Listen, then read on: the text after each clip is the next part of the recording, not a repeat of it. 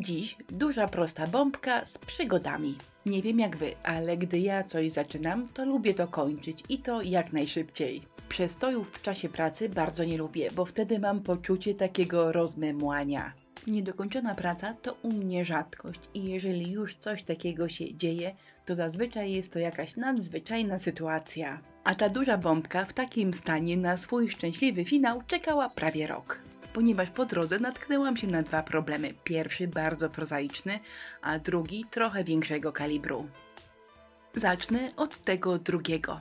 Gdy zaczęłam składać film, okazało się, że brakuje mi całego początku. Materiał, który miałam, zaczynał się od momentu, gdy serwetka jest już przyklejona. Co się stało z początkiem, nie mam bladego pojęcia. A jeśli chodzi o ten pierwszy, prozaiczny problem, to aż wstyd powiedzieć. Powiem wam o nim na samym końcu. Teraz szybko wracam do filmu. Duża bombka o średnicy 20 cm plus papierowa serwetka, którą mamy w dwóch wymiarach. Jak widzieliście, pasuje na tą bombkę zarówno większa, jak i mniejsza serwetka. Ja wybrałam tą mniejszą, bo chciałam po bokach zrobić fajne zawijasy. Brzegi serwetki smaruję wodą, pędzelkiem z wodą, a potem odrywam. Dzięki temu będzie mi łatwiej serwetkę wtopić w tło. Nalepienie na bombce, a nawet na medalionie serwetki bez zmarszczek jest prawie niemożliwe. Albo nie, powiem prawdę, powiem to co myślę, jest po prostu niemożliwe. Trzeba tylko zrobić tak, żeby tych zmarszczek było jak najmniej. A potem coś wykombinować, żeby je było jak najmniej widać. Jak widzieliście przed chwilą, obrazek troszkę ponadrywałam, a teraz te części naklejam na siebie na zakładkę. Wysuszyłam i będę wtapiała w tło. Po pierwsze potrzebuję farby, a po drugie gąbeczki. I to są takie klasyczne pędzle gąbkowe, ale stare i wyszczypane. A jeżeli chodzi o wtapianie w tło, to każdy orze jak może, bo to nie jest łatwe i każdy ma na to kilka własnych sposobów. Ja najpierw zwilżyłam pędzle, potem naniosłam białą rozwodnioną farbę na całe boki, a teraz zaczynam mieszać z kolorami. W kamerze może tego nie widać, ale na początku kolor dobrałam nie najlepiej. Ta bombka potrzebuje odrobinę zieleni, żeby tło zaczynało grać nam z obrazkiem. Jeżeli tło wokół obrazka chcemy zostawić czyste, to trzeba je dobrać idealnie. Ale najłatwiej już od samego początku zaplanować sobie na tle jakiś kamuflaż. Jakieś dodatkowe elementy, które odciągną uwagę od tego, że nie wszystko wyszło nam idealnie. A jak widzieliście, moim zaplanowanym odciągaczem uwagi była konturówka i zawijasy. Ale zanim rozpocznę robić kamuflaż, 2 razy lakieruję moją bombkę lakierem akrylowym matowym. To jest pasta modeling w aplikatorze i ona znakomicie sprawdza się jako konturówka. Jeżeli potrzebujecie matowych zawijasów, to ona do tego jest znakomita, ponieważ po wyschnięciu daje piękny, autentyczny mat.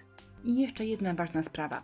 Ta pasta się zupełnie nie poziomuje, czyli jak wyciśniecie, tak zostanie. Jeżeli w jakimś miejscu sterczą jakieś dzióbki, coś za bardzo odstaje, to trzeba szybko to wygładzić, bo gdy wyschnie, to już tak zostanie. Na zawsze. Przy tej bombce tego typu efekt bardzo mi odpowiada, ale za chwilę porównam wam to ze zwykłą konturówką. Tak zawijasy wyglądają na mokro, a potem gdy wyschną, wyglądają identycznie.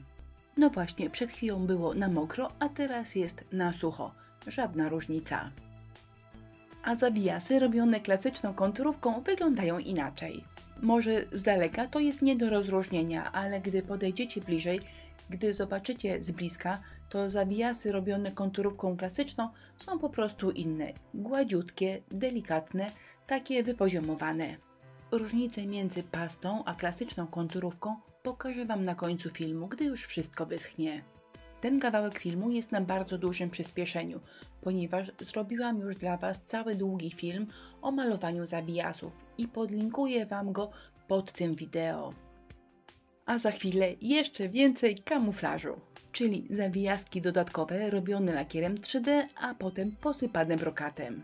Trzecim poziomem kamuflażu będzie kolorowanie. Obrazek na serwetce jest czarno-biały, a ja z jednej strony go przemaluję na różowo, a z drugiej dodam odrobinę błękitu. Na różowo, jak widzicie, sukieneczki, a dodatkowo jeszcze kropki na choince oraz przy zawijasach. Miało być delikatnie, nie chciałam przegiąć, więc tylko różową rozwodnioną farbą troszkę popaprałam te sukienki i myślę, że fajnie wygląda.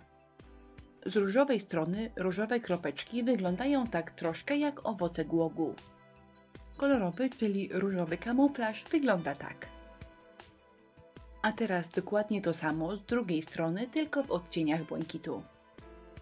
Czyli troszkę na sukience i troszkę owoców głogu. No cóż, to chyba teraz głogu nie przypomina, bo kto widział niebieski głóg, ale niech tak zostanie. I w tym momencie, dokładnie w tym momencie w zeszłym roku skończyłam pracę nad tą bombką. A ściślej jeszcze pół godziny męczyłam się z dobraniem odpowiedniej kokardki i na tej kokardce właśnie zupełnie poległam. Jak na to patrzę, to aż wstyd mi się przyznać. A w tym roku szybkie 3 przymiarki i skończyło się właśnie tak. Zobaczcie, tak wygląda klasyczna konturówka po wyschnięciu.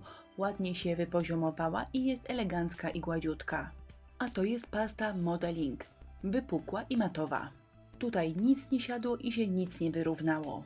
A zmarszczki oczywiście są, ja je świetnie widzę, zobaczcie z bliska. Ale zupełnie się nie przejmuję, całość mi się podoba i to jest najważniejsze.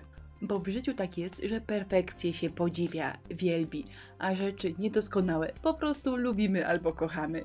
Koniec, jak zwykle na następny film zapraszam w najbliższą niedzielę.